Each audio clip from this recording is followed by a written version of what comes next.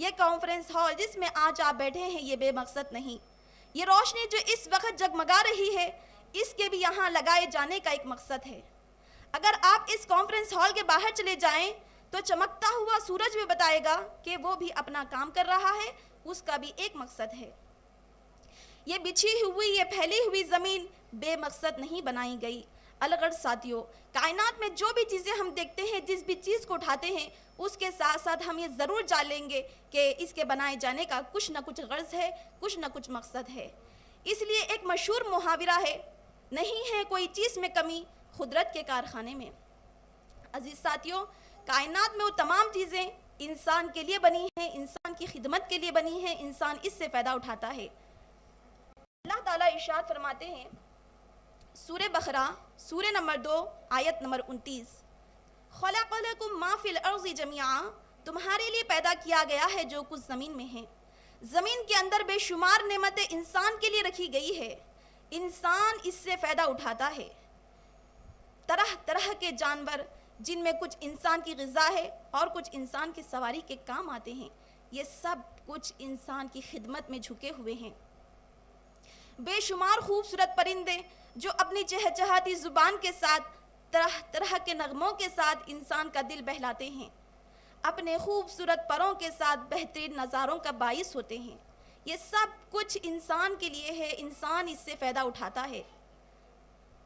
آسمان سے لے کر زمین تک, زمین کے نیچے کئی تہوں میں بے شمار نعمتیں انسان کے لیے رکھی گئی ہے, انسان اس سے فائدہ اٹھاتا ہے. ہر چیز انسان کے لیے مسخر کی گئی.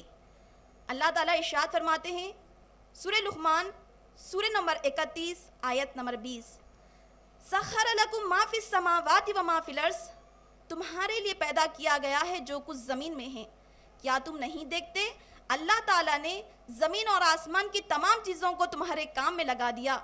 طرح طرح کی نعمتیں جن میں کچھ انسان کو نظر آتی ہے اور کچھ تو نظر بھی نہیں آتی.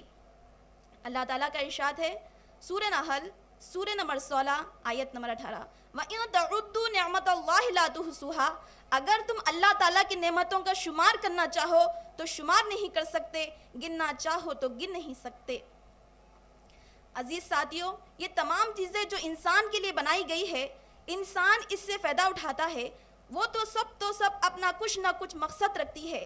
پھر یہ کیسے ممکن ہو سکتا ہے انسان جیسی چیز جسے اللہ تعالیٰ نے آنکھیں, کان, دل, دماغ اور بہت سی صلاحیتوں سے نوازا, وہ بے مقصد ہو. بالکل اسی طرح اگر آپ راستہ چلتے کوئی خاتون سے یہ پوچھے بہن آپ کہاں سے آ رہی ہے, وہ جواب دے کہ مجھے نہیں پتا کہ میں کہاں سے آ رہی ہوں.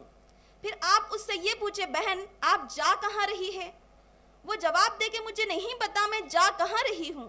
آپ ایسی خاتون کے بارے میں کیا کہیں گے؟ آپ کہیں گے کیسی احمق خاتون ہے جسے یہ نہیں پتا یہ آ کہاں سے رہی ہے اور جا کہاں رہی ہے, یہ سفر کس لیے کر رہی ہے, یہ دھوپ میں ماری ماری کیوں پھر رہی ہے, جسے اس کی منزل کا علم نہیں ہے, اس کے گھر کا پتہ معلوم نہیں ہے. اگر ایک معمولی خاتون کو اپنے گھر کا علم نہ ہو, اپنے گھر کا پتہ معلوم نہ ہو, تو آپ ایسی خاتون کے بارے میں پاگل ہونے کا اعلان کر دیں گے. مگر کیا کہنا ان خواتین کا جو اس بارے میں نہ سوچتے ہو, جو نہ اس بارے میں جانتے ہو, جو نہ اس بارے میں فکر کرتے ہو, جو نہ اس بارے میں احساس رکھتے ہو, جو نہ اس بارے میں جاننے کی کوشش کرتے ہو, وہ کیوں اس دنیا میں بھیجائے گئے, ان کی زندگی کا مقصد کیا ہے. بالکل اسی طرح اگر ایک لڑکی جہاز میں سوار ہونے کے لیے جاتی ہے اور سارے مرحلے طے کر کے جہاز میں جا بیٹھتی ہے, آپ اس کے ساتھ والی سیٹ میں ہوتے ہیں, آپ اس سے پوچھتے ہیں بہن آپ کہاں جا رہی ہے, وہ جواب دے کہ مجھے نہیں پتا میں کہاں جا رہی ہوں. ہو سکتا ہے وہ آپ کو مثبت جواب دے کہ میں سعودی عرب جا رہی ہوں. پھر آپ اس سے یہ پوچھے بہن آپ سعودی عرب کیوں جا رہی ہے, وہاں جانے کا آپ کا مقصد کیا ہے, تو وہ جواب دے کہ مجھے نہیں پتا کہ میں کس مقصد کے تحت سعودی عرب جا رہی ہوں, مجھے وہاں جانے کا ایم ہی نہیں معلوم, ماں سعودی عرب میں کیوں جا رہی ہوں. آپ اس لڑکی کی سوچ سمجھ کے بارے میں پریشان ہو جائیں گے. یہ لڑکی اتنا مہنگا ٹکٹ خرید کر کئی سو میل سفر کر کے جس مقام پر جا رہی ہے, وہاں جانے کا اس کو مقصد ہی نہیں پتا. پھر آپ اس سے یہ پوچھے بہن سعودی عرب میں جا کر آپ کہاں پر خیام کریں گے؟ وہ جواب دے کہ میں تو اس بارے میں سوچی بھی نہیں کہ وہاں جا کر میں کہاں خیام کروں گی۔ تو ایسے بے فکر لڑکیاں، ایسے بے فکر خواتین کبھی زندگی میں کامیاب نہیں ہوا کرتے۔ بالکل اسی طرح اگر ایک انسان اپنی ابتدا سے، اپنی انتہا سے واقف نہیں، اپنے اس دنیا میں بھیجائے جانے کے مقصد کو نہیں جانتا، تو ایسا انسان اپنی منزل پر صحیح کامیابی سے ہمکنار نہیں ہو سکتا، کیونکہ جو شخص جس مقام پر جانا چاہتا ہے، جس مقام پر پہنچنا چاہتا ہے، اس کے لیے وہ کوشش کرتا ہے، اس کے لیے وہ محنت کرتا ہے، اس کے لیے وہ جدوجہد کرتا ہے۔ ایسا انسان اپنی منزل پر اپنا کام صحیح طور پر کر سکتا ہے، اس کے سامنے مقصد واضح ہوتا ہے، ایسا شخص ہی اپنے مقام پر اپنا کام کر سکتا ہے۔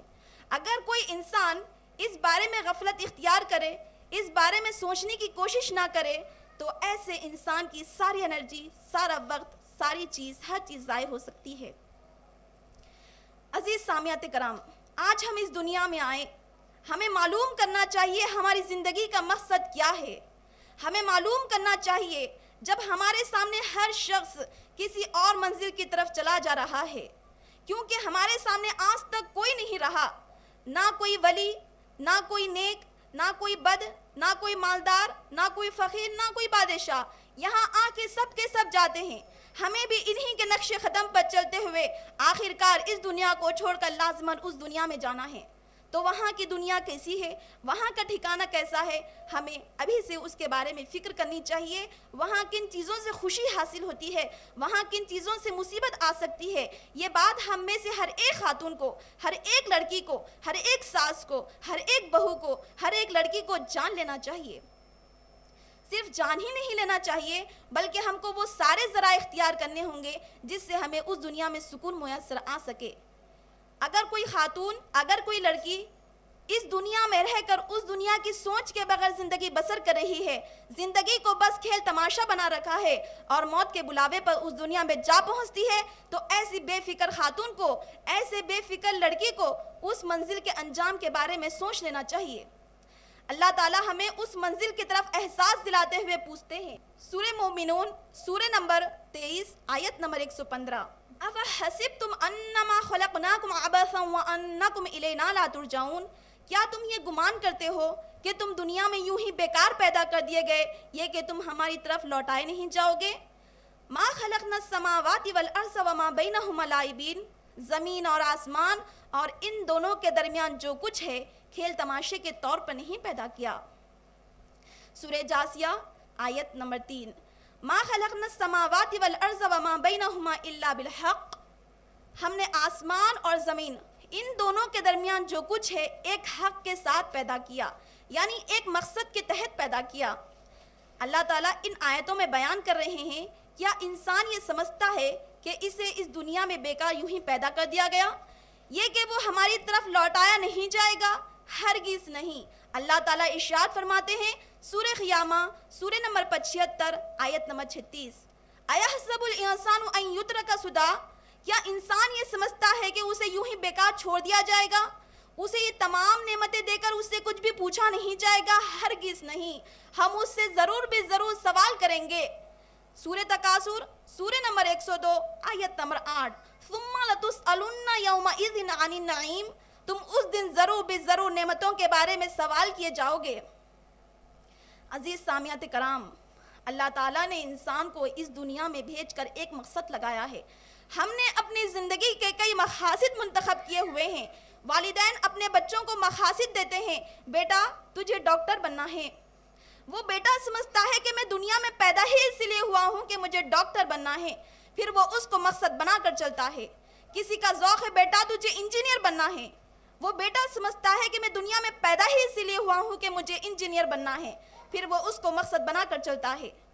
ماحول ہمیں طرح طرح کے مقاصد دیتے ہیں۔ عزت تیرا مقصد ہے، شہرت تیرا مقصد ہے، اقتدار تیرا مقصد ہے، دولت تیرا مقصد ہے، خواہشات کو پورا کرنا تیرا مقصد ہے، لذتوں کو حاصل کرنا تیرا مقصد ہے۔ ہر انسان عزت چاہتا ہے، شہرت چاہتا ہے، اقتدار چاہتا ہے، دولت چاہتا ہے، خواہشات کو پورا کرنا چاہتا ہے، لذتوں کو حاصل کرنا چاہتا ہے۔ ہم نے اپنی زندگی کے کئی مقاصد منتخب کیے ہوئے ہیں جس کو اللہ تعالیٰ نے ہماری زندگی کا مقصد نہیں بتایا.